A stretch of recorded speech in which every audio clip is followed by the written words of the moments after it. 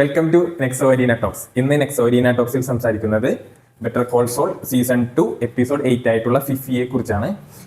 ഈ എപ്പിസോഡ് ആരംഭിക്കുന്നത് ഒരു 4 മിനിറ്റ് ലോങ് ഷോട്ടോട് കൂടിയാണ്.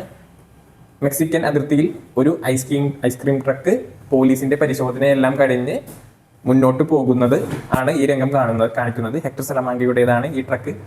അവർ എത്ര പ്ലാൻ ചെയ്തിട്ടാണ് സ്മഗ്ലിംഗ് നടത്തുന്നത് എന്ന് ഈ രംഗം നമ്മളെ കാണിച്ചു തരുന്നു. പിന്നീട് ഈ ട്രക്ക് മുന്നോട്ട് നീങ്ങുകയും ഒരു സ്ഥലത്ത് നിർത്തി അവിടെ നിന്ന് ഡ്രൈവർ തോക്കെടുക്കുകയും പിന്നീട് യാത്ര തുടരുകയുമാണ് ചെയ്യുന്നത്. പിന്നീട് ഈ എപ്പിസോഡ് മുന്നേറുന്നത് കിമ്മിലൂടെയാണ്. കിം HHMൽ റെസിഗ്നേഷൻ ലെറ്റർ നൽകുന്നതും ഹൊവാർഡും കിമ്മും തമ്മിലുള്ള സംഭാഷണത്തിൽ ഹൊവാർഡ് മനസ്സിലാക്കുന്നു വേറൊരു ഫേമിലേക്കല്ല, ജിമ്മിയുമായി ചേർന്ന് ഒരു ലോ ഫേം തുടങ്ങാൻ വേണ്ടിയാണ് കിം റിസൈൻ ചെയ്തത് എന്നുള്ളത് ഹൊവാർഡിനെ ഞെട്ടിക്കുന്ന ഒരു കാര്യമാണ്.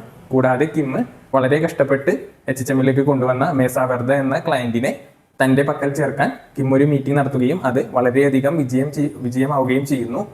മേസ വെർദ നഷ്ടപ്പെട്ട ഹൊവാർഡ് ഇത് ചക്കിനെ അറിയിക്കുകയും ചക്ക് ഇമ്മീഡിയറ്റ് ആയിട്ട് ഒരു മീറ്റിംഗ് മേസ വെർദയുമായിട്ട് പ്ലാൻ ചെയ്യുകയും ആ മീറ്റിംഗിൽ ചക്കിന്റെ നിയമ പരിജ്ഞാനം എന്തോരം ഉണ്ടെന്ന് നമുക്ക് മനസ്സിലാവുകയും മേസ വെർദ തിരിച്ച് HHMലേക്ക് വരികയുമാണ് ചെയ്യുന്നത്.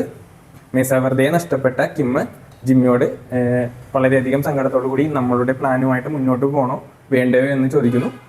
അപ്പോൾ ജിമ്മി പറയുന്നു, ഇനിയും വളരെയധികം മെസവർദ്ധമാർ ചുറ്റുപാടുമുണ്ട്. ഒരു മെസവർദ്ധ പോയാൽ അടുത്ത മെസവർദ്ധ വരും. നമ്മൾ നമ്മുടെ പ്ലാനുമായിട്ട് മുന്നോട്ട് തന്നെ പോകും. ഇതിനിടയിൽ ജിമ്മി തൻ്റെ TV കൊമേഴ്ഷ്യൽ ചിത്രീകരിക്കാൻ വേണ്ടി ഒരു ഫൈറ്റർ ജെറ്റിൻ്റെ അടുത്ത് ഒരു വൃദ്ധൻ പണ്ടത്തെ ഫൈറ്റർ പൈലറ്റ് ആണെന്ന് പറഞ്ഞ് പറ്റിച്ച് അവിടെ വെച്ച് തൻ്റെ കൊമേഴ്ഷ്യൽ ചിത്രീകരിക്കുന്നുണ്ട്. പുള്ളി ചിത്രീകരിക്കുന്ന ആ കൊമേഴ്ഷ്യലിലെ ഫ്ലൈറ്റാണ് ഫിഫി. അതൊരു 2ാം ലോക മഹായുദ്ധത്തിൽ പങ്കെടുത്ത ഒരു ഫൈറ്റർ ജെറ്റാണ്. അതായത് ജിമ്മി ഇനി എന്തായാലും ക്രൂക്കഡായിട്ടുള്ള തൻ്റെ ഫ്ലൈയിങ് കളേഴ്സ് ആയിട്ടുള്ള ലോസിലൂടെയാണ് മുന്നേറാൻ പോകുന്നതിനുള്ള സൂചനകളാണ് ഇതെല്ലാം നമുക്ക് നൽകുന്നത്.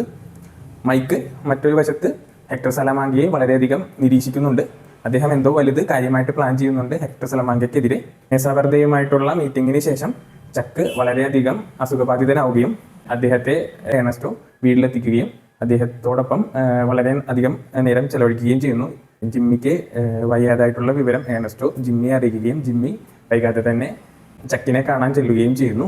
ഇവിടെ വെച്ചാണ് ജിമ്മി മേസ വെർദയുടെ ഡോക്യുമെന്റ് ഫയലുകൾ ചക്കിന്റെ അടുത്തുള്ളത് ശ്രദ്ധിക്കുന്നത്. ചക്ക് ക്ഷീണിച്ച് ഉറങ്ങുന്ന സമയം ജിമ്മി ഒരു ഫോട്ടോഷോപ്പ് കടയിൽ പോയിട്ട് അതിൽ ചെറിയൊരു കൃത്രിമത്വം കാണിക്കുന്നു.